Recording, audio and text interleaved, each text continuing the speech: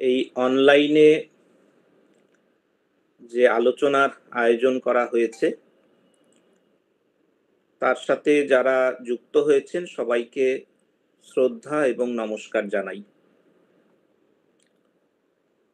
আমার আগে খুব সুন্দর সংস্কৃত শান্তিমন্ত্র উচ্চারণ করলো শুভ্রজিৎ দিল্লি থেকে। ওকে আন্তরিক ধন্যবাদ জানাই, খুব সুন্দর করেছো।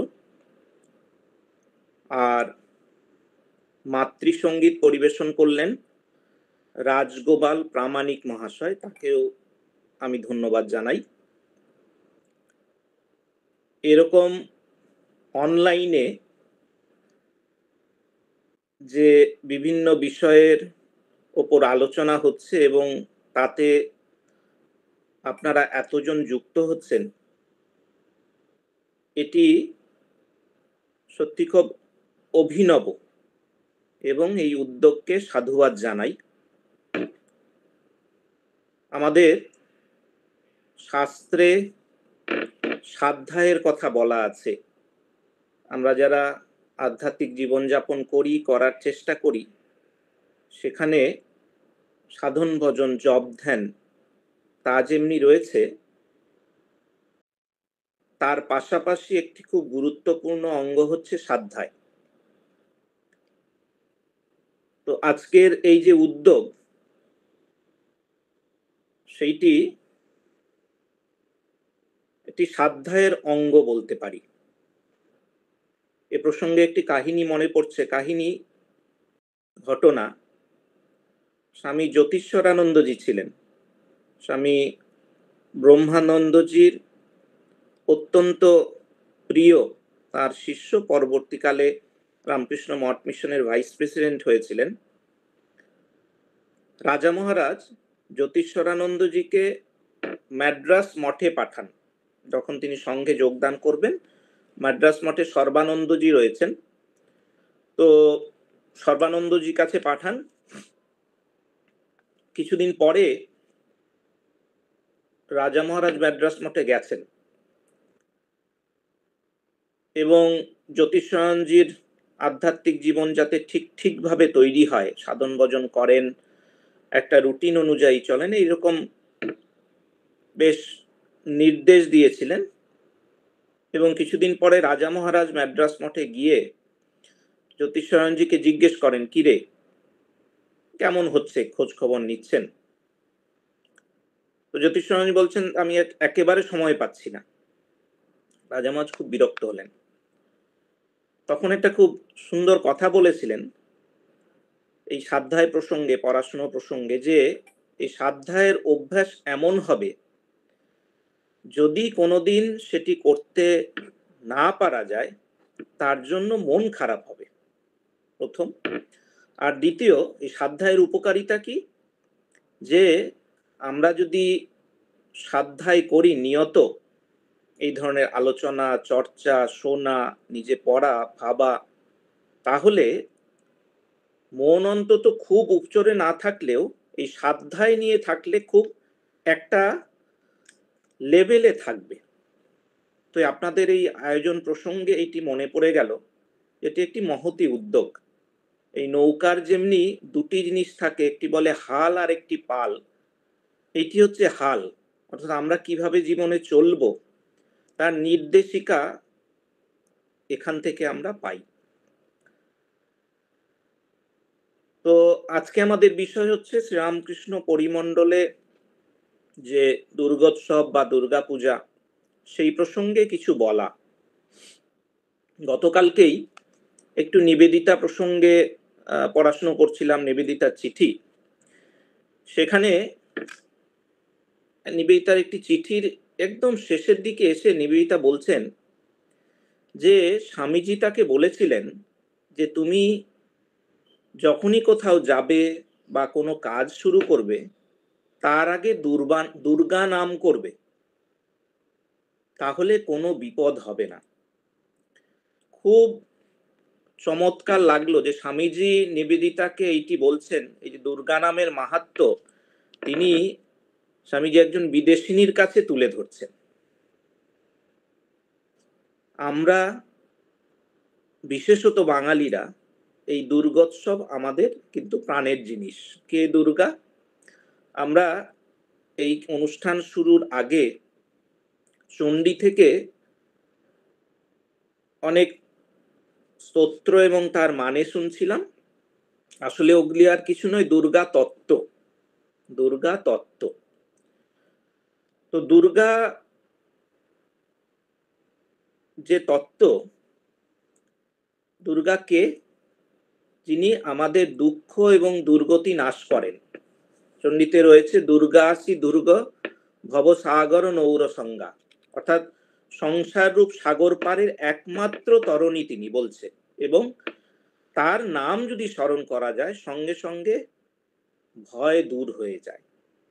এরকম দুর্গা সম্পর্কে বিভিন্ন জায়গায় ছড়িয়ে রয়েছে। যেমনি আমাদের শব্দকল্প দ্রুমে রয়েছে, সেখানে এই দুর্গা শব্দের প্রতিটি অক্ষরকে ব্যাখ্যা করছে, বলছে দ যেটি অক্ষর সেটি হচ্ছে দৈত্য নাশক, উ যেটি রয়েছে সেটি হচ্ছে বিঘ্ন নাশক, রেফ হচ্ছে রোগ নাশক, এখানে গ যে রয়েছে সেটি হচ্ছে পাপ নাশক, আকার যেটি রয়েছে সেটা ভয় বা শত্রু নাশক। তার মানে দুর্গা সে দৈত্য, বিঘ্ন, রোগ, ভয় এবং শত্রু, এই সবকটির থেকে তিনি রক্ষা করেন।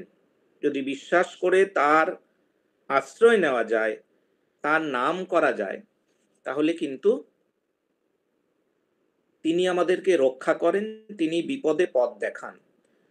মহাভারতে দুটি জায়গায় রয়েছে, যেমনি বিরাট পর্বে রয়েছে যে তারা যখন পাণ্ডবরা বনবাসে যাবেন, দ্বাদশ বৎসর বনবাসের পরে তারা যখন অজ্ঞাতবাসে যাবেন, তখন এই অজ্ঞাতবাসের সময় কেউ যাতে চিনতে না পারে সেই জন্য যুধিষ্ঠির কিন্তু মা দুর্গার শরণাগত হয়ে তার কাছে প্রার্থনা করেছিলেন যে তাদের এই যে অজ্ঞাতবাস সেইটি যেন সফল হয়, এবং মা তাদেরকে আশীর্বাদও করেছিলেন।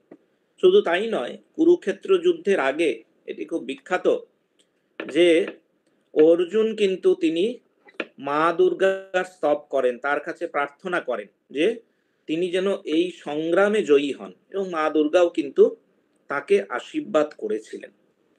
তো তাই এই দুর্গার কথা কিন্তু আমরা পুরাণে বা মহাভারতে বিভিন্ন জায়গায় তার যে মহিমা সেটির কথা কিন্তু আমরা জানতে পারি। ঠাকুরের কথামৃত যদি দেখেন, কথামৃত দেখবেন যে দুর্গা নাম ঠাকুরের খুব প্রিয় ছিল। ঠাকুরের অন্যতম যে সমস্ত প্রচুর কথামৃতে সঙ্গীত রয়েছে, তাতে তার প্রিয় একটি গান ছিল শ্রী দুর্গা নাম জপর সদা রসনা আমার, দুর্গমে শ্রী দুর্গা বিনে কে করে নিস্তার। এবং দেখতে পাই কথামৃতে যে বৈষ্ণব চরণ রয়েছেন কীর্তনিয়া, তিনি কিন্তু ঠাকুরের কাছে একাধিকবার এই গান পরিবেশন করেছেন। আবার কখনো কখনো ঠাকুর গান গাইতে, দুর্গা নাম শুনতে শুনতে সমাধিস্থ হচ্ছেন, কখনো গাইছেন আমি দেহ বেচে ভবের ঘাটে শ্রী দুর্গা নাম কিনে এনেছি। তো এই যে দুর্গা মাহাত্ম্য, সেইটি যেখানে যে গ্রন্থে সবচেয়ে বেশি প্রকাশ পেয়েছে সেইটি হচ্ছে চণ্ডী। চণ্ডীতে একদম দুর্গা তত্ত্ব ভারী চমৎকার বলা রয়েছে। কথামৃতে রয়েছে যে ঠাকুরকে চণ্ডীর ঈশান ঈশান ঠাকুরকে তং স্বাহা তং স্বাদা, চণ্ডীতে যে 4টি স্তব রয়েছে সেটি মধ্যে তং স্বাহা তং স্বাদা, সেটি স্তবটি করে শোনাচ্ছেন। ঠাকুর বলছেন হ্যাঁ ওইটি ধারণা, এবং তারপরে বলছেন, ঠাকুর বলছেন এই চণ্ডী প্রসঙ্গে, আমি দেখছি বাজিকর আর বাজিকরের খেলা, বাজিকরই সত্য, তার খেলা সব অনিত্য, স্বপ্নের মতো। যখন চণ্ডী শুনতাম, ঠাকুর বলছেন ওইটি বোধ হয়েছিল। কি বোধ হয়েছিল? বলছেন এই শুম্ভ নিশুম্ভের জন্ম হলো, আবার কিছুক্ষণ পরে শুনলাম যে বিনাশ হয়ে গেল। কথামৃতে রয়েছে। স্বামীজি বলছেন যে দেখো, পরমেশ্বরের স্বরূপ দেবী ভাবে চণ্ডীতে যেরকম রয়েছে এবং পূর্ণ এবং ব্যাপকভাবে, এমনটি আর কোনো গ্রন্থে দেখা যায় না। তার চিন্তা, সর্বব্যাপকতা তার তার চিন্তা উপাসনা কিন্তু অন্য কোথাও দেখা যায় না। সেই জন্য চণ্ডী কিন্তু যারা সাধক রয়েছেন তাদের অত্যন্ত প্রিয়। এবং চণ্ডীতে রয়েছে, চণ্ডীর যে শেষের দিকে সেখানে দেবী নিজে স্বয়ং বলছেন যে যে ভক্ত দেবী মাহাত্ম্য শুনবে বা স্মরণ করবে তার পাপ বিপদ ভয় ভয় শত্রু ভয় দস্যু ভয় রাজভয় কোনো কিছু থাকবে না। সমস্ত কিছু থেকে মা কিন্তু তাকে রক্ষা করেন, মা দুর্গাই রক্ষা করেন। মহাপুরুষ মহারাজ একদিন খুব সুন্দর বলছেন, দেখো আজকে একটা ভালো দিন, আজকে যদি একটু চণ্ডী পড়া যায় তাহলে বেশ হয়, দেবী সূক্ত পড়া যেতে পারে, ওতে সব আছে। আর ঠাকুর বলতেন যে শক্রাদয় স্তব পড়লেই চণ্ডী পড়া হয়। এবং সবসময় হয়তো পূজার উপকরণ পাওয়া যায় না, কিন্তু ভক্তিভাবে যদি করা যায়, ভক্তিভাবে যদি পাঠ করা যায় তাহলে কিন্তু তাহলেই হবে। এই ভক্তির পুজো, ভাবের পুজো। তো এই দুর্গা তত্ত্ব, মা দুর্গা সম্পর্কে এটি চণ্ডীতে ভারী চমৎকার রয়েছে। এবং স্বামীজির কথা বললাম, ঠাকুরের দুর্গা নাম কত প্রিয়, স্বামীজি দুর্গা নামকে কত উচ্চ স্থান দিয়েছেন সেইটি বললাম। সুতরাং এই কাঠামোটি বললাম এ কারণেই, এই প্রেক্ষিতটি বললাম এই কারণেই, এহেন মা দুর্গার পূজা আমাদের রামকৃষ্ণ সংঘে যে কত মর্যাদার সঙ্গে হবে এবং সেটি যে কত প্রিয় সে সম্পর্কে কোনো আমাদের সন্দেহ থাকাই উচিত নয়, তার স্থান সম্পর্কে। এবং এই যে দুর্গা পুজো, আমাদের শ্রীরামকৃষ্ণ সংঘের দুর্গা পুজো, আমরা যে বেলুর মঠের দুর্গা পুজোর কথা বলি, তার একটি যে ইতিহাস রয়েছে সেটি এইরকম যে স্বামীজি 1902 সালে এই ধরাধাম ছেড়ে যান। 1901 সালের মে বা জুন মাস হবে, তিনি তখন বেলুর মঠে রয়েছেন। তো তার শিষ্য বাঙাল যাকে বলা হয় শরৎচন্দ্র চক্রবর্তীর সঙ্গে কথা বলছেন। তো দেখে কথা হচ্ছে, কথোপকথন হচ্ছে। তো স্বামীজি বলছেন, দেখো একটা রঘুনন্দনের অষ্টাবিংশতি তত্ত্ব নিয়ে আয় খুব তাড়াতাড়ি। তো শিষ্য বুঝলেন যে স্বামীজি এত করে কেন বলছেন, কি করবেন স্বামীজি এই রঘুনন্দনের স্মৃতি নিয়ে আজ কি করবেন, তার একটা কৌতূহল হলো। তো স্বামীজির কাছে বারবার জিজ্ঞেস করছেন যে আপনার কি প্রয়োজন, কেন নিয়ে আসবো। তখন স্বামীজি বলছেন যে দেখো আমার এইবার, মানে এটি 1901 সালের কথা, আমার মঠে কিন্তু দুর্গাপুজো করার একটা ইচ্ছে আছে। যদিও সেটা খরচ সাপেক্ষ, যদি খরচ সংকুলান হয় তো মহামায়ার পূজা হবে। তো তুই আগামী রোববারে যখন আসবি তখন কিন্তু বইটা নিয়ে আসবি। তো শিষ্য পরের রবিবারে যখন আসতেন, রোববার আসতেন সাধারণত, বই নিয়ে এলেন রঘুনন্দনের স্মৃতি। এবং পরের সপ্তাহে যখন এসে শুনলেন, স্বামীজি বলছেন যে তার কিন্তু এইটি পড়া হয়ে গেছে এক সপ্তাহের মধ্যে। তো স্বামীজি আবার মনের ইচ্ছা প্রকাশ করছেন যে যদি এবার সম্ভব হয় তাহলে মার পুজো করব। এটি মে কি জুন মাস। কিন্তু তারপরে কিন্তু স্বামীজির আর কোনো উচ্চবাচ্য নেই, স্বামীজি একদম চুপ হয়ে আছেন। মানে আশ্বিন মাস পর্যন্ত কিন্তু স্বামীজি চুপ, কোনো কথাটি নেই, দুর্গাপুজো সম্পর্কে কোনো কথা বলছেন না। তো এই যে বেলুর মঠে যে দুর্গাপুজো হচ্ছে, এই যে 1901 সালে, সেটি কিন্তু প্রতিমায় প্রথম দুর্গাপুজো। তার মানে এই নয় যে ঠাকুরের যে সাক্ষাৎ পার্শ্বদরা ছিলেন তারা দুর্গাপুজো করেননি, করেছেন। জানা যায় যে বরানগর মঠ থেকে 1886 থেকেই তা কিন্তু দুর্গাপুজো চলে আসছে। এবং সেটি প্রতিমায় না হলেও ঘটে পটে কিন্তু এই পুজো চলে আসছে। এবং প্রভানন্দজি লিখছেন যে সম্ভবত এই প্রথম বছর থেকে কিন্তু দুর্গাপুজো শুরু হয়েছিল, ঘটে পুজো। এবং এই যে যখন 1886 থেকে পুজো হতো ঘটে পটে, তখন কিন্তু হরি মহারাজ তুরীয়ানন্দজি তিনি চণ্ডী পাঠ করতেন, 9 দিন চণ্ডী পাঠ করতেন। এবং আলমবাজার মঠে নবরাত্রি উদযাপনের জন্য আমাদের তুরীয়ানন্দজি 9 দিন চণ্ডী পাঠ করেন। এবং দুর্গা পুজো করেছিলেন আলমবাজার মঠে স্বামী প্রকাশানন্দজি, এবং তার তন্ত্রধারক ছিলেন শুদ্ধানন্দজি। এবং দারুণ হচ্ছে যে মহাষ্টমীর দিন 1897, 3রা অক্টোবর, সেই দিন 50 জন ভক্ত কিন্তু তারা এসেছিলেন, ভক্ত সমাগম হয়েছিল ওই ছোট আলমবাজার মঠে।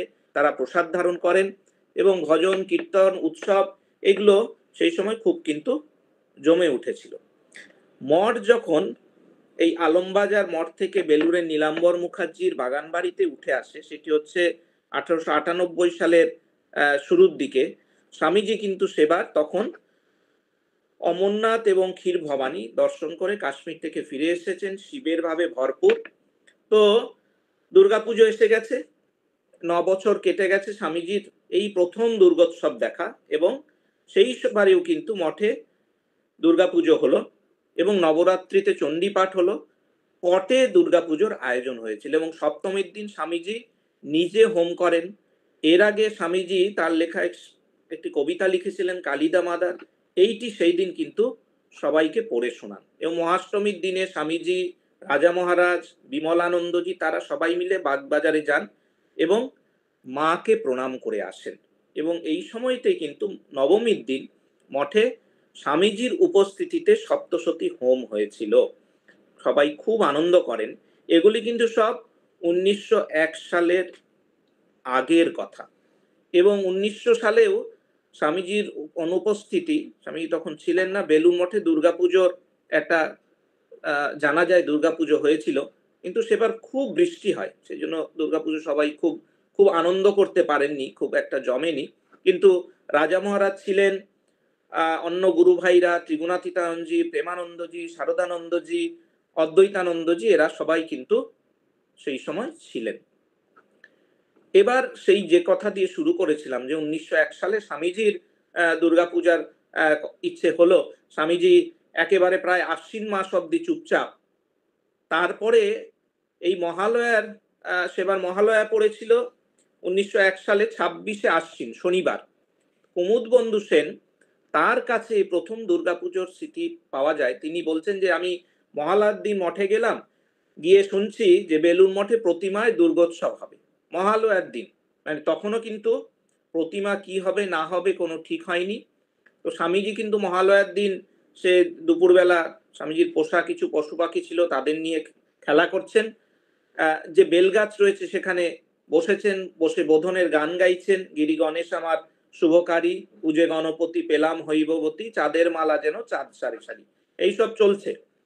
তো স্বামীজি এবার কিছুদিন পরে দুর্গাপুজো, তার নানান আয়োজন হতে হবে। স্বামীজি এই সময়তেই রাজা মহারাজ, প্রেমানন্দজি তাদের সঙ্গে আলোচনা করছেন পুজোর কিভাবে কি হবে না হবে, নানান রকম বন্দোবস্ত করতে হবে। এবার পুজো করলে তো নেমন্তন্ন করতে হবে, খরচ ইত্যাদি কিভাবে হবে। তো স্বামীজি ওদের দুজনকে বললেন, গুরু ভ্রাতাদের, যে খরচের জন্য তোমরা কোনো ভাবনা করো না, মহামায়ার যা ইচ্ছা তাই পূর্ণ হবে। এবং মা ঠাকুরুন মানে আমাদের শ্রীসীমা তিনি আসবেন, নীলাম্বর বাবুর বাগান বাড়িতে থাকবেন, সব ব্যবস্থা করতে হবে। তো এবার প্রতিমার কি হবে, প্রতিমা পেতে হবে। তো কুমারটুলিতে খোঁজ করে দেখা গেল খুব এত অল্প সময়ের মধ্যে কেউ কিন্তু কুমারটুলিতে প্রতিমা তৈরি করে দিতে রাজি হলো না। তো কৃষ্ণলাল মহারাজ তিনি গেছিলেন, তিনি পেলেন না কিছু, শুধু দেখা গেল একটি প্রতিমা পড়ে রয়েছে, সেটাও কেউ একজন করতে দিয়েছিল। তো 5-7 দিন আগেই নিয়ে যাওয়ার কথা, কিন্তু সে এখনো নেয়নি। তো কৃষ্ণলাল মহারাজ সেই প্রতিমাটি নিতে চাইলেন, কিন্তু যে কারিগর সে কিন্তু দিতে চাইছে না। তো স্বামীজি বললেন, বাবুরাম তুই কৃষ্ণলালকে নিয়ে যা, ওই কারিগর যা টাকা চাইছে দিয়ে দে, প্রতিমাটা নিয়ে ফেল, কৃষ্ণলাল ছেলে মানুষ, ওই তুই গেলে রাজি হয়ে যাবে। তো আমিও যাব, আমিও কলকাতায় যাব। তো সঙ্গে সঙ্গে গুরুভাই যারা ছিলেন বললেন, তুমি ব্যস্ত হয়ে না, আমরা সব করব, তুমি এখানে থাকো, ঠাকুরের ইচ্ছে, তোমার যদি শরীর ভালো থাকে তাহলে কিন্তু সব হয়ে যাবে। তো স্বামীজি বলছেন ঠিক আছে, মার ইচ্ছেতে আশা করি ভালো থাকবো। এবং স্বামীজি ইচ্ছে সত্যি সত্যি পূর্ণ হয়েছিল। এই সময় আমাদের কানাই মহারাজ, স্বামী নির্ভয়ানন্দ, তিনি একটা খুব সুন্দর বলছেন, কুমুদ বন্ধু সেন তার কাছে শুনেছেন, যে এর দুদিন আগে স্বামীজি কলকাতা থেকে নৌকোয় করে মঠে আসছিলেন। তো মঠে আসার সময় তিনি ওই গঙ্গা থেকে দেখছেন যে মঠে দুর্গোৎসব হচ্ছে এবং চারদিক আলো করে মায়ের প্রতিমা শোভা পাচ্ছে। তো মঠে নামলেন, নেমে রাজা মহারাজ কোথায় তাকে খোঁজ করলেন। তো রাজা মহারাজ এলেই স্বামীজি তার এই যে দর্শনের কথা তিনি এই যে দেখছেন সেটি রাজা মহারাজকে বলছেন, যে দেখো মঠে দুর্গোৎসবের আয়োজন করো, দর্শনের কথা সব বললেন। রাজা মহারাজ বলছেন, দেখো আমি মঠে এই বেঞ্চিতে বসে গঙ্গা দর্শন করছি, এমন সময় দেখছি মা দুর্গা কিন্তু দক্ষিণেশ্বর থেকে গঙ্গার ওপর দিয়ে চলে এসে একেবারে বেলতলায় উঠলেন। স্বামীজি খুব আনন্দ হলো, বললেন যে দেখো যেভাবেই হোক এবার কিন্তু মঠে পুজো করতেই হবে, দেখো সময় খুব অল্প, প্রতিমা আনা যায় কিনা। যাই হোক, সেই প্রতিমাটি পাওয়া গেল এবং পুজো যথারীতি নৌকায় করে এনে মঠের ঘাটে প্রতিমা আনা হলো এবং ঠাকুর ঘরের দালানের নিচে প্রতিমা রাখা হলো। এখন যেখানে একটি মণ্ডপ হয়েছিল, যেখানে মঠে বর্তমানের যে পুরাতন ঠাকুর ঘর, স্বামীজির বাড়ির একতলা এবং ম্যানেজার মহাজের ওখানে অফিসের কাছে যে আম গাছ, সেই অবধি মণ্ডপ হয়েছিল। তো সেইখানেই সেবার কিন্তু দুর্গাপুজো হয়। খুব আনন্দের হচ্ছে, সেবার দুর্গাপুজোর তারিখ ছিল 18ই অক্টোবর থেকে 22শে অক্টোবর 1901 সালে। মা এলেন, ষষ্ঠীর দিনে মা এলেন, সঙ্গে রাধু দিদি, ছোট মামি সুরবালা, মায়ের কাকা নীলমাধব, যোগিন মা, গোলাপ মা, খুব জমে গেল সেবার। এবং দুর্গাপুজোর যে সংকল্প করতে হয়, যে কোনো পুজোর সংকল্প করতে হয়, সেবার দুর্গাপুজোর সংকল্প হয়েছিল মায়ের নামে। মা পরবর্তীকালে বলেছিলেন যে দেখো আমার নরেনের কি গুরু ভক্তি, আমার নামে সংকল্প করলে মার নামে সংকল্প হবে, আমরা তো কপিনধারী, আমাদের নামে হবে না। সেই প্রথা আজও চলছে মঠে এবং অন্যান্য শাখা কেন্দ্রে। দুর্গাপুজো এবং সমস্ত তান্ত্রিক পুজোয় কিন্তু মায়ের নামে সংকল্প হয়। তো বোধন, অধিবাস, কল্পারম্ভ ইত্যাদি সমস্তই হলো মায়ের অনুমতি নিয়ে সেবার পুজো করতে বসলেন ব্রহ্মচারী কৃষ্ণলাল। এবং তন্ত্রধারক হয়েছিলেন সেবার আমাদের স্বামী রামকৃষ্ণানন্দজি, শশী মহারাজের যে পিতা ছিলেন ঈশ্বরচন্দ্র চক্রবর্তী, তিনি খুব প্রসিদ্ধ তান্ত্রিক সাধক এবং তিনি পণ্ডিত জগন্মোহন তর্কালঙ্কারের মন্ত্র শিষ্য ছিলেন। তো খুব সুন্দর ভক্তরা দেখছেন যে কুমুদবন্ধু সেন বলছেন যে একদিকে মা রয়েছেন, তার দক্ষিণে লক্ষ্মী, সিদ্ধিদাতা গণেশ, বামে সরস্বতী, কার্তিক যেমনি রয়েছেন, ঠিক তেমনি অন্যদিকে শ্রী মা রয়েছেন, তিনি যেন স্বয়ং মহাশক্তি, মানবী দেহে তিনি জগজ্জননী মাতৃরূপে অবতীর্ণা। বলছেন যে দেখো উপাস্য এবং উপাসিকা ভাবে পূজা মণ্ডপে বিদ্যমান, এবং এটা দেখে ভক্তদের সেবার খুব খুব আনন্দ হয়েছিল। তো স্বামীজি খুব আনন্দ করেছিলেন সেবার।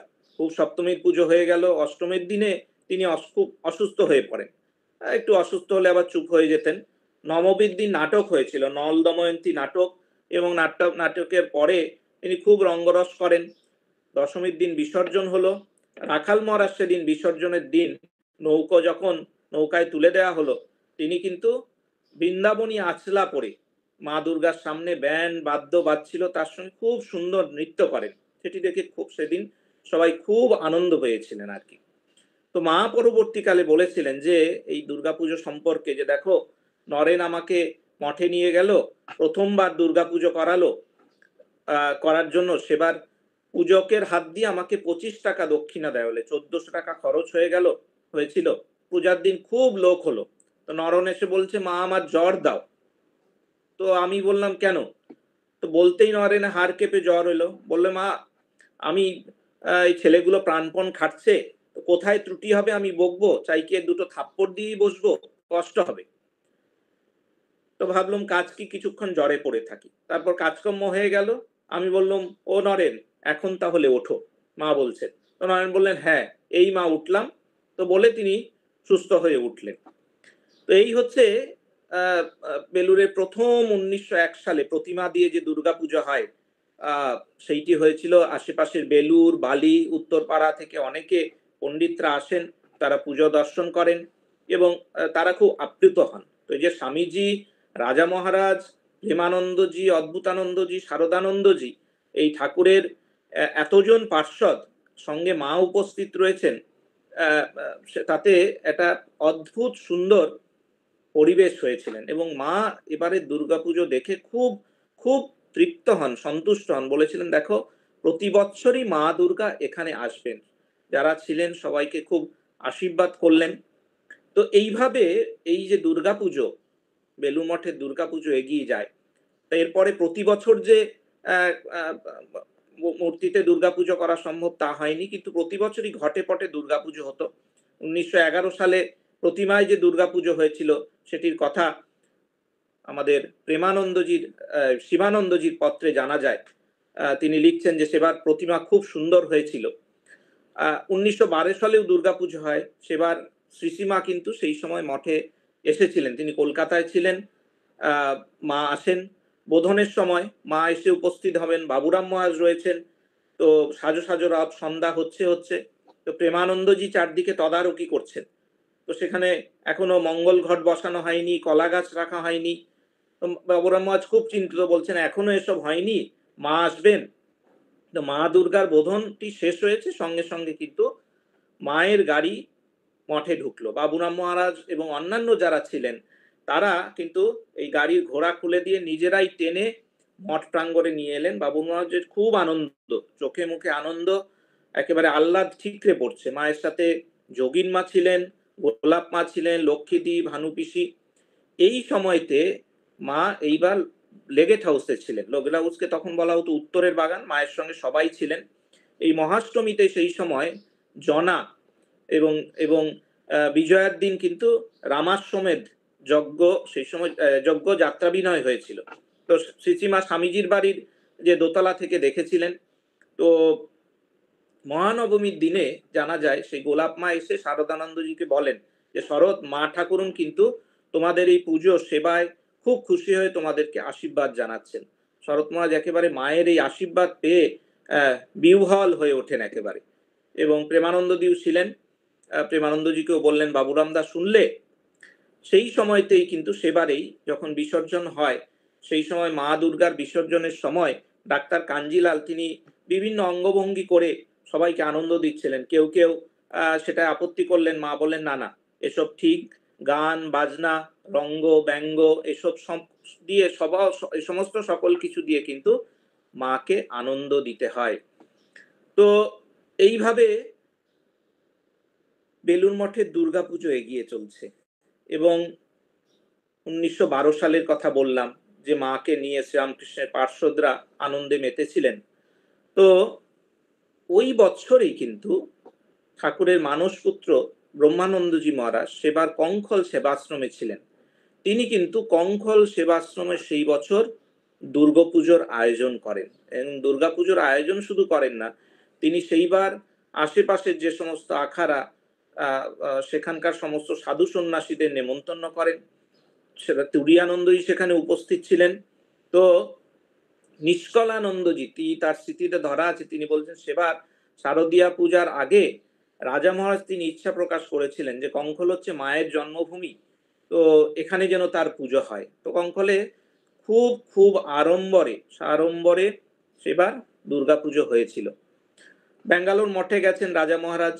আমাদের ব্রহ্মানন্দ লীলা কথায় আছে যে ব্যাঙ্গালোর মঠে মহারাজের ইচ্ছায় সেবার ঘটে দুর্গাপুজো হয়েছিল, ভোগরাগ খুব ঘটা করে হয়েছিল। তো কিন্তু সেটা কবে সে সম্পর্কে কিছু জানা যায় না। রাজা মহারাজ একটি ছিল, আপনারা জানবেন যে রামকৃষ্ণ মিশনের সমস্ত শাখা কেন্দ্রে আমাদের রামনাম সংকীর্তন হয়। রাজা মহারাজ কিন্তু দাক্ষিণাত্য থেকে এই রামনামটি দেখে এসেছিলেন, এসে এখানে প্রচলন করেন। সেই জন্য রাজা মহারাজ যেখানে গেছেন সেখানেই কিন্তু এই যে একটা পারস্পরিক আদান প্রদান সেটি যাতে হয় সেটার চেষ্টা করেছেন। কাশীধামেও দেখতে পাই রাজা মহারাজের খুব প্রিয় জায়গা ছিল কাশীধাম। তিনি কাশী অদ্বৈতাশ্রমে এসেছেন এবং কাশী অদ্বৈতাশ্রমে 1913 সালে যে দুর্গোৎসব হয় সেটাতে কিন্তু রাজা মহারাজ উপস্থিত ছিলেন। এবং ঠাকুরের ভক্ত নবগোপাল ঘোষের যে স্ত্রী নিস্তারিণী দেবী, সে বছর নিস্তারিণী দেবী রাজা মহারাজের কাছে এসে প্রার্থনা জানান যে যে দুর্গাপুজো হবে সেটাই যেন তিনি উপস্থিত থাকেন। এবং রাজা মহারাজ কিন্তু সে বছর অদ্বৈত আশ্রমের যে পুজো সেইটাতে যোগদান করেন। এটি ভারী চমৎকার ঘটনা আছে। পুরীর ভক্ত তিনি অটল বিহারী মৈত্র, তার বাড়িতে একবার দুর্গাপুজোর আয়োজন হয়েছিল। তো সেই পূজাতে রাজা মহারাজ এবং অন্যান্য সাধুরা উপস্থিত রয়েছেন। মহাষ্টমীর দিন সন্ধ্যারতির পর ভজন গান চলছে, তন্ময় হয়ে মহারাজ গান শুনছেন। কয়েকজন সাধুরা রয়েছে, স্থানীয় ভক্তরা রয়েছেন। হঠাৎ অটল বাবুর যে বাড়ি তার অন্দরমহল থেকে খুব চিৎকার শোনা গেল। তো অটল বাবু ভেতরে গেলেন, তো সব শুনলেন কি ব্যাপার। এসে রাজা মহাজকে বললেন, দেখুন বাড়ির যে মেয়েরা ছিলেন তারা গান শুনছিলেন, হঠাৎ তারা দেখছেন যে লাল কস্তা পেরে শাড়ি এবং গয়না পরে একটি অপরিচিত মেয়ে সিঁড়ি দিয়ে উঠে মেয়েদের সামনে দিয়ে হন হন করে কোথায় চলে গেল, খুঁজেও পাওয়া গেল না। সব শুনে হাসতে হাসতে রাজা মহাজ বলছেন, দেখো বুঝতে পারছো না, এই শুভ দিনে ভজন হচ্ছে, সবাই এক মনে তার চিন্তা করছে, এই সময় মহামায়া ছাড়া কে আসতে পারে। তো এতে এই কথা শুনে সবার উৎসাহ খুব বেড়ে গেল, সবাই কিন্তু খুব উৎসাহের সঙ্গে, আরো উৎসাহের সঙ্গে ভজন গান করতে লাগলেন। এবং রাজা মহারাজের উপস্থিতিতে আরেকটি জায়গা, সেটি হচ্ছে ম্যাড্রাস মঠে কিন্তু 1921 সালে দুর্গাপুজো হয়েছিল। রাজা মহারাজ মহাপুরুষ মহারাজের চিঠিতে কিন্তু এই দুর্গাপুজোর কথা জানা যায়। সেবার রাজা মহারাজ ম্যাড্রাসে রয়েছেন, রাজা মহারাজের তার ভক্ত পরেশনাথ সেনগুপ্ত এবং বঙ্কিম ঘরাই, তারা কিন্তু দুর্গা প্রতিমা নিয়ে এসেছিলেন কলকাতা থেকে। তারা দুর্গা প্রতিমা নিয়ে ম্যাড্রাসে পৌঁছন এবং সেবার দুর্গাপুজো, মাদ্রাসে দুর্গাপুজো হয়েছিল।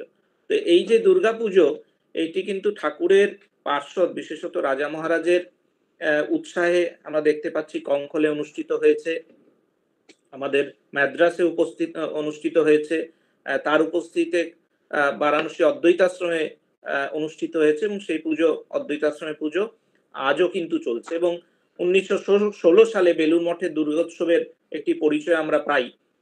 সেবার অক্টোবর মাসে পুজো হয়েছিল, মা নিজে স্বয়ং এসেছিলেন এবং মা ঘোড়ার গাড়ি করে আসেন এবং মা যখন মঠে ঢুকছেন, মঠের গেট থেকে একদম দুর্গাপুজোর মণ্ডপ অব্দি পুরোটা সারা পথে এবং ফুল ছড়ানো ছিল। এবং যখন মা ঢুকছেন তখন মহামায়ী কি জয়, সবাই বলছে মহামায়ী কি জয়, একেবারে মুখরিত হয়েছিলেন। সেবার মা ছিলেন লেগেট হাউসে এবং মা যেদিন হঠাৎ করে জানা গেল যে ধীরানন্দজি এলেন বাবুরাম মহারাজের কাছে, এসে বলছেন যে রাধু দিদির শরীর খারাপ, তো মা সম্ভবত মা ফিরে যাবে।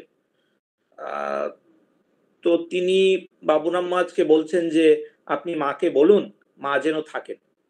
তো সেইটা শুনে কৃষ্ণলাল মহারাজের কাছে শুনে বাবুরাম মহারাজ বলছেন, দেখো মহামায়াকে কে নিষেধ করতে যাবে, তার যা ইচ্ছে তাই হবে এবং তার ইচ্ছার বিরুদ্ধে কে কি করবে। তো যাই হোক, শেষ পর্যন্ত রাধুদি সুস্থ হয়ে যান, মায়ের আর যাওয়া হয়নি। তো মা অষ্টমীর দিন সকালবেলা মা দুর্গা দর্শন করতে এলেন। সাধু ব্রহ্মচারীরা সেই সময় সবজি কাটছে, তারাও মায়ের খুব খুশি হলেন তাদের দেখে, মায়ের আশীর্বাদ পেলেন। তো অষ্টমীর দিন সন্ধি পুজোর পরে শারদানন্দজি একজন ব্রহ্মচারীকে বলেন যে দাও, এই একটা গিনি আছে, এটা মাকে দিয়ে প্রণাম করে এসো। তো ব্রহ্মচারী বুঝলেন না, তিনি ভাবলেন কোন মাকে দেব, শারদানন্দজি মহারাজকে জিজ্ঞেস করছেন। তো শারদানন্দজি তখন বলছেন, আরে ওই বাগানে যে মা আছেন তার পায়ে গিনি দিয়ে প্রণাম করে এসো, এখানে তো যে পুজো হচ্ছে সেটি তারই পুজো। তো এইভাবে মায়ের উপস্থিতিতে সেবারেও কিন্তু খুব সুন্দর পুজো হয়। একটা অদ্ভুত হয়েছিল সেবার, একেবারেই আবহাওয়া ভালো হচ্ছিল না, 3 দিন টানা বৃষ্টি পড়ছে, কিন্তু মায়ের আশীর্বাদে কোনো কার্যে কোনো বাধা হয়নি। এবং যে যখনই ভক্তেরা কিন্তু প্রসাদ পেতে বসেছে, তো বৃষ্টি দেখা যেত যে কিছুক্ষণের জন্য সেই সময়টায় কিন্তু বৃষ্টি ধরে যেত। তো পরে যোগেন মার কাছে শোনা গেল যে যখনই ভক্তেরা প্রসাদ পেতে বসছে এবং বৃষ্টি আসে আসে এইরকম অবস্থা, মা কিন্তু দুর্গা নাম জপ করতে বসতেন আর বলতেন যে দেখো এত লোক কি করে বৃষ্টিতে প্রসাদ খাবে, পাতা টাতা সব ভেসে যাবে, মা রক্ষা করো। সত্যি সত্যি মা দুর্গা নাম করছেন রক্ষা করো বলে। তো সত্যি সত্যি রক্ষা হয়েছিল, 3 দিন এতজন প্রসাদ পেয়েছে, কোনো কোথাও কোনো অসুবিধে হয়নি। এবং এইবারই বিজয়ার দিনে যখন এই যে বিসর্জনের আগে মা এবং তার যারা সঙ্গে ছিলেন তারা এসে বরণ করলেন, প্রতিমা সেবার বিসর্জন হলো, খুব আনন্দ হলো। এইভাবে কিন্তু বেলুড় মঠের এই যে পুজোর যেটি শুরু হয়েছিল সেটি খুব প্রতি বছর ধরে এইভাবে কিন্তু আমরা দেখতে পাচ্ছি যে চলছে, কোথাও কোনো ছেদ নেই, আনন্দের পুজো, মায়ের পুজো সেইটি কিন্তু চলে গেছে। মহাপুরুষ মহারাজ, রাজা মহারাজ যতদিন ছিলেন রাজা মহারাজ, তারপরে মহাপুরুষ মহারাজও বাবুরাম মহারাজ চলে গেলেন, মহাপুরুষ মহারাজ তিনিও কিন্তু এই পূজাটিকে খুব গুরুত্ব দিয়ে দেখতেন, খুব খুব গুরুত্ব দিয়ে দেখতেন। 1932 সাল সেটি পুজোর সময় অষ্টমীর দিন মঠে মহাপুরুষ মহারাজ দেখা যাচ্ছে মহাপুরুষ মহারাজ একেবারে মাতৃ নামে আত্মহারা হয়ে গেছেন। একজন সন্ন্যাসী, সে সপ্তমীর দিন মায়ের গান গাইছে, মহারাজ শুনছেন, তিনি একেবারে ভাবে বিভোর, গায়ককে কাঁদতে দেখছেন, কাঁদতে দেখে বলছেন, দেখো পালা পালা, হাড়ি ভেঙে দিলে। তো একেবারে একটা অত্যন্ত খুব ভাব, সবসময় ভাব একেবারে। রাজা আমাদের অখণ্ডানন্দজি সে বছর বেলুড় মঠে এসছেন দুর্গাপুজো দেখবেন বলে। তিনি সারগাছি থেকে আসছেন মায়ের ভোগের জন্য। 1 মণ পার্শ্বের ওজনের একটা ছানা বড়া পাঠিয়েছিলেন সেবার, কেন মহাষ্টমীতে মায়ের ভোগ হবে। তো পুজোর কয়েকদিন আগে থেকে কিন্তু আমাদের অখণ্ডানন্দজি বলতেন যে স্বামীজির ঘরের কাছে বসে তাকে যেন মায়ের নাম শোনানো হয়। নাম করতেন, তিনিই করতেন, আর বলতেন স্বামীজিকে শোনাচ্ছি। এই সময় ঘটনা আছে, এই ষষ্ঠীর দিন রাতে তার একটি অদ্ভুত স্বপ্ন দর্শন হয়। স্বামীজি তিনি দেখছেন স্বপ্নে, স্বামীজি বলছেন গ্যাঞ্জেস। তো স্বামীজিকে অখণ্ডানন্দজিকে স্বামীজি গ্যাঞ্জেস বলে ডাকতেন। তো বলছেন যে দেখ আমার কাপড় চোমরে ন্যাপথলিনের গন্ধ কেন, আমাকে আজকে দিনে নতুন কাপড় দিবি নে। অখণ্ডানন্দজির ঘুম ভেঙে গেল, তিনি পূজারীকে ডাকলেন, সেই রাতেই ডাকলেন, বললেন দেখ একটা নতুন কাপড় নিয়ে আয়। তো স্বামীজির ঘর খোলা হলো, ধূপ দেওয়া হলো, একদম অগুরু লাগানো সেই নতুন কাপড় তিনি স্বামীজিকে নিবেদন করলেন। তখন রাত 2:30 বাজে। তো পূজারীকে বলছেন দেখো মঙ্গল আরতি করো। পূজারী বলছেন যে মহারাজ এখন তো রাত 2:30 বাজে। তখন অখণ্ডানন্দজি বলছেন দেখো আজকের দিনে 2:30টাকেই কিন্তু 4টে মনে করো। তো পূজারী এই আদেশ পালন করলেন। তো মহামায়ার এই যে পূজায়, সেটাই স্বামীজিকে অখণ্ডানন্দজি নতুন বস্ত্র দিলেন, দিয়ে আরতি করলেন। তা খুব আনন্দ হলো, খুব শান্তি হলো, আনন্দ হলো। তো এইগুলো এই অদ্ভুত ঘটনা, তো সেগুলো ভাবলে খুব অবাক হয়ে যায়। এবং এই পুজো ছিল ভাবের পুজো, মা যেন খুব আপন, খুবই আপন। কয়েকটি ছোট ছোট ঘটনা রয়েছে, সে দিয়ে শেষ করি। তো একবার স্বামী শিবানন্দজির এক শিষ্য কিরণ মহারাজ, তিনি তখন সাধু হননি, তিনি বেলুড় মঠে এসছেন তার এক বন্ধুর সাথে দুর্গাপুজোয়। সে বছর পূজারী ছিলেন ব্রহ্মচারী হরিপদ, আর স্বামীজির শিষ্য আত্মানন্দজি তিনি তন্ত্রধারক। তো পূজা শেষে ভক্তেরা মাকে পুষ্পাঞ্জলি দিচ্ছে, ওরা এসছেন, ওদেরও দেবার ইচ্ছে, তারা জল খেয়েছেন।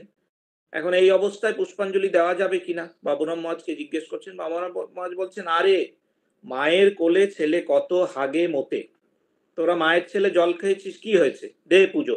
তো তারা প্রাণ ভরে পুজো দিচ্ছেন। তো বেলুড় মঠে একবার দুর্গা পুজোর সময় আরেকটি ঘটনা, রাজা মহাজের শিষ্য স্বামী বিজয়ানন্দজি পশুপতি মহারাজের ওপর ভার পড়েছিল মায়ের পান সাজবেন তিনি। তো তিনি কি করতেন, মায়ের পান ঠিক মতো সাজা হয়েছে কিনা সেটা চেখে দেখতেন। তো এই খবরটা মহাপুরুষ মহারাজের কানে গেল। তিনি শুনে বললেন না, ও তো কোনো অন্যায় করেনি, ও কিন্তু মা দুর্গাকে জ্যান্ত মনে করছে। তো জ্যান্ত মনে করছে, সুতরাং মায়ের যাতে পান খেয়ে গাল না পড়ে সেই জন্য প্রথম পানটা কিন্তু সে পরীক্ষা করছে মাত্র, ওর কোনো অপরাধ হবে না। এই একটি ভাব, তারা ভাবের পুজোর ওপরে কিন্তু সবচেয়ে বেশি গুরুত্ব দিতেন। একবার বিজয়া দশমী, মা চলে যাবেন, এতদিন আনন্দ হয়েছে, একটা ছেদ পড়বে। তো মায়ের প্রতিমা বিসর্জনের জন্য গঙ্গার ঘাটের কাছে রাখা হয়েছে, ভজন গান হচ্ছে। তো শিবানন্দজি এবং কয়েকজন নিচে বসে আছেন, মাকে দর্শন করেছেন। বিজ্ঞান মহারাজ এসছেন। তো রাজা মহারাজ বিজ্ঞান মহারাজকে দেখেই বলছেন পেশন যা, মা চলে যাচ্ছেন, তার কানে কানে বলে আয় মা তুমি আবার এসো। তো বিজ্ঞান মহারাজ তাই করলেন। মহারাজ রাজা মহারাজ ছাড়ার পাত্র নয়, বলেছেন, গেলেন, বলে এলেন। মহারাজ জিজ্ঞেস করছেন কি বলেছো পেশন। তো ছোট ছেলের মতো বিজ্ঞান মহারাজ বলছেন, বলেছি মা তুমি আবার এসো। তো এই রকম আর কি বহু ঘটনা রয়েছে। একবার বেলুড় মঠে বিজয়া দশমীর দিন বিজ্ঞান মহারাজ রয়েছেন।